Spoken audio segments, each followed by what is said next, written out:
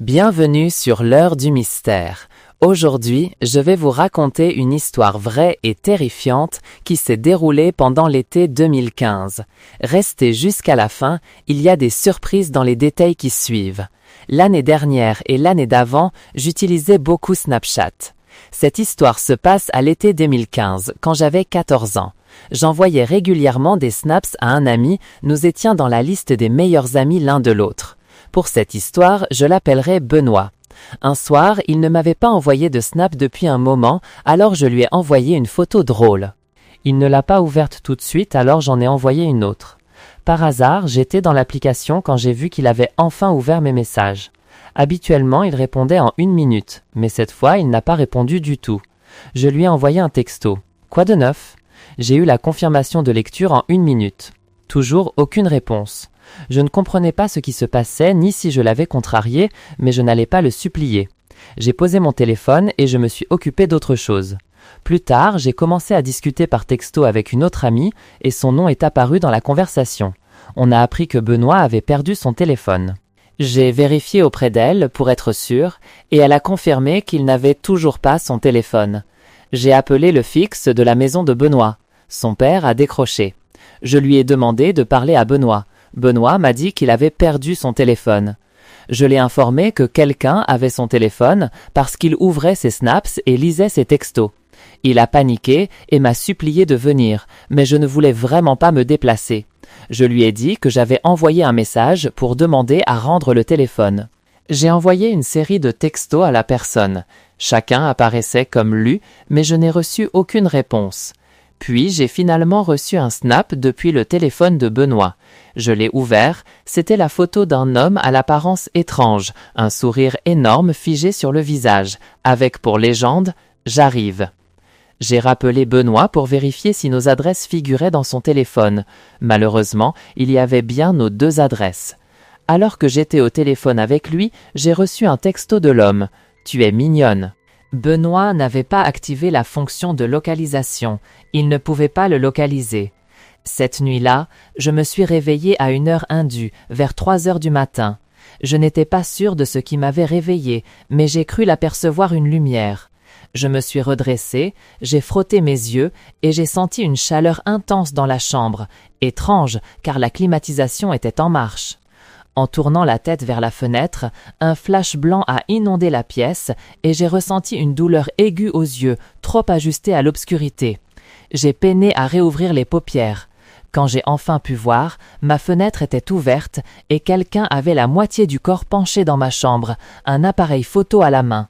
J'ai hurlé comme une enfant. C'était le moment le plus cauchemardesque de ma vie.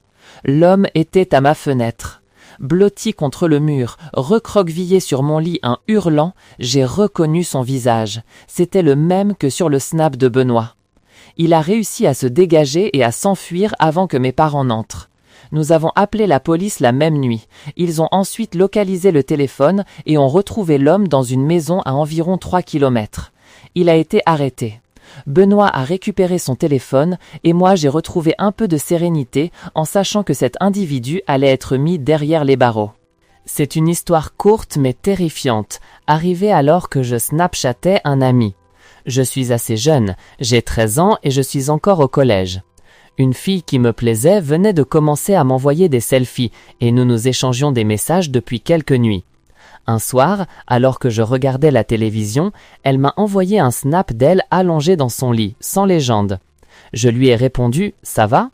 Elle m'a renvoyé la même photo, cette fois avec pour légende « Pas grand-chose, et toi ?» Le minuteur était réglé sur 10 secondes, assez pour analyser la photo, y compris la chambre en arrière-plan et la silhouette sombre d'une personne près de sa fenêtre. J'ai immédiatement répondu « C'est ton frère près de la fenêtre ?» Elle a renvoyé la même photo, légendée « De quoi tu parles ?» Dans cette image, la silhouette était plus proche et je distinguais une main pressée contre la vitre. J'ai fermé le snap avant la fin du compte à rebours pour répondre plus vite. « Il y a quelqu'un à ta fenêtre, retourne-toi !» Elle a ouvert mon message presque immédiatement, puis plus rien sur l'application. Les minutes ont passé et je commençais à m'inquiéter. Je lui ai envoyé plusieurs textos sans réponse. J'ai essayé de l'appeler plusieurs fois sans succès. Je ne connaissais pas son numéro de fixe, sinon j'aurais appelé ses parents. Ce n'est que vers minuit, alors que j'étais déjà au lit, qu'elle m'a enfin répondu par texto. Elle m'a tout expliqué. Dès qu'elle a regardé par la fenêtre et vu la personne qui se tenait là, elle a hurlé. Et cela a poussé la personne, qui s'est avérée être un homme d'une vingtaine d'années, à ouvrir la fenêtre et à sauter dans sa chambre. De là, elle a couru dans la chambre de ses parents et a réveillé son père. Il est allé dans sa chambre pour ne trouver qu'une fenêtre ouverte. Ce n'est pas vraiment mon histoire personnelle, mais ça me terrifie quand même, de savoir que la seule chose qui a sauvé mon ami de tout ce qui aurait pu arriver, c'est le fait que j'ai pu voir la fenêtre sur ses selfies à l'insu du rôdeur qui l'épiait. Quand on pense à Snapchat, la dernière chose qui vient à l'esprit est une histoire d'horreur, mis à part les fuites de photos privées. Ça s'est passé il y a presque 1 an maintenant. J'étais en terminale et j'envoyais des snaps à quelques personnes depuis la table de la cuisine à 22h. Mes parents étaient déjà couchés. J'ai reçu une notification de Snapchat. Elle disait « Snap de Lucas ». Je ne connaissais personne du nom de Lucas, donc c'était déjà bizarre dès le début. Je dois préciser que je suis un garçon, donc ce n'est pas comme si des inconnus bizarres m'envoyaient des snaps pour avoir des photos. Ce n'est pas quelque chose qui m'arrive souvent. Je n'ai pas voulu l'ouvrir tout de suite, car la personne, qui que ce soit, aurait pu penser que j'étais disponible pour une conversation. Une bonne demi-heure s'est écoulée et j'avais complètement oublié ce snap, jusqu'à ce que j'en reçoive un autre de ce fameux Lucas. Cette fois, je l'ai ouvert immédiatement. Le premier snap avait été pris dans une pièce très sombre. On pouvait à peine distinguer le visage de quelqu'un sur la photo, mais il faisait trop sombre pour avoir une description claire. Tout ce que je pouvais dire, c'est que la personne avait la peau un peu mate. La photo suivante a été prise à l'extérieur face à une route. Il m'a fallu un moment pour comprendre à cause de l'obscurité et du grain de la photo, mais il y avait un bras qui pointait vers le bout de la rue. J'ai écrit « Qui est-ce » dans le chat. Le message a été lu instantanément, mais sans réponse. Le type m'a ajouté, alors je l'ai ajouté en retour. Son score Snapchat était littéralement de 5 et il avait regardé toutes mes stories. 5 minutes se sont écoulées avant que je ne reçoive un autre snap de ce Lucas. Je l'ai ouvert tout de suite. Cette fois, c'était une photo prise au milieu de la rue.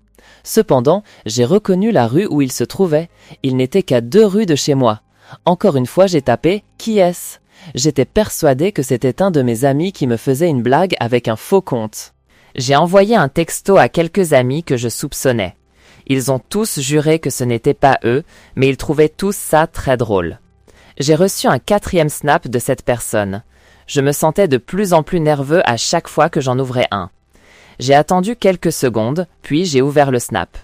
C'était une photo de ma rue, prise depuis le vieux lampadaire au coin. Mon bon pote qui habite à 2 maisons de la mienne est venu parce que j'étais terrorisée et je voulais qu'il soit là. C'est un grand gaillard, donc à nous deux, on pouvait affronter n'importe qui. On s'est assis sur mon canapé, la télé allumée en fond sonore, a fixé mon téléphone en attendant un autre snap de ce type. Et bien sûr, la notification est apparue avec le nom de Lucas et mon ami s'est mis à rire, tout excité. J'étais trop nerveux pour trouver ça drôle. Il m'a dit de faire une capture d'écran cette fois-ci. Quand j'ai ouvert le snap, la photo était celle de ma maison. Elle était prise juste devant chez moi. J'ai fait la capture d'écran et on a tous les deux bondi du canapé et on a couru vers la porte d'entrée pour regarder dehors. On ne voyait personne, alors on a mis nos chaussures et on est sorti vérifier. J'ai dit à mon ami de rester devant et je suis allé vérifier le jardin derrière. En y allant, j'ai reçu un autre snap de Lucas. Je l'ai ouvert immédiatement, une fois de plus, et cette fois, la photo montrait la porte arrière de ma maison. Avant d'ouvrir le portail, j'ai crié à mon ami de venir derrière, ce qui, avec le recul, était une erreur. Parce qu'à la seconde où j'ai ouvert ce portail, j'ai vu quelqu'un qui courait déjà vers l'autre portail de l'autre côté du jardin. Mon ami et moi avons poursuivi cette personne, qui que ce soit, mais il faisait bien trop sombre pour voir quoi que ce soit dans la rue. C'est Lucas s'est échappé. Mon ami est resté encore 1 heure ou 2, et après son départ, je suis allé me coucher peu de temps après. Bien sûr, je me suis retourné dans mon lit pendant plus d'1 heure, attendant, au fond de moi, qu'une notification s'affiche sur mon téléphone. Lucas vous a envoyé un snap. Finalement, tout est devenu noir. La chose suivante dont je me souviens, c'est de m'être réveillé le lendemain matin. Et la première chose que j'ai faite a été de vérifier mon téléphone. Durant la nuit, j'ai reçu 3 notifications. Chacune disait la même chose, une phrase simple et glaciale. « Hector t'a envoyé un snap ». Il m'a fallu un temps qui m'a paru une éternité avant de trouver le courage d'appuyer sur l'écran pour voir ces images. Les 3 photos. C'étaient des clichés de différentes fenêtres de ma propre maison. La 3e, la pire de toutes, était une photo de la fenêtre de ma chambre. Pris d'une panique totale, j'ai immédiatement bloqué cet utilisateur et j'ai même écrit un email au support de Snapchat pour signaler cet individu. Leur réponse, un message automatique, copié-collé, sans âme. Merci pour votre email. Nous prenons ces affaires très au sérieux, et ainsi de suite. Autant vous dire qu'ils ne m'ont été d'aucune aide. Même quand je les ai relancés une semaine plus tard, ce fut le silence radio. Normalement, dans une situation pareille, j'aurais tout de suite pensé à une mauvaise blague d'un ami, d'une connaissance, ou peut-être de quelqu'un de mon lycée que je ne connaissais que de vue. Mais en me basant sur le petit morceau de peau que j'avais pu apercevoir sur les photos et sur le pseudonyme, cette personne semblait être d'origine hispanique. Le problème, c'est qu'il n'y avait absolument personne de cette origine dans mon lycée. Encore aujourd'hui, cette histoire me glace le sang. Je me demande encore et toujours qui diable pouvait bien être cet Hector. Comment me connaissait-il? Comment a-t-il pu trouver mon pseudo Snapchat et, pire que tout, mon adresse? Ce mystère reste entier. Et vous, qu'en pensez-vous? Laissez-moi vos théories dans les commentaires. Si cette histoire vous a donné des frissons, n'oubliez pas de laisser un pouce bleu, de vous abonner à la chaîne L'Heure du Mystère et de partager la vidéo. Votre soutien est incroyablement précieux. Merci d'avoir écouté et à très bientôt pour une nouvelle histoire étrange.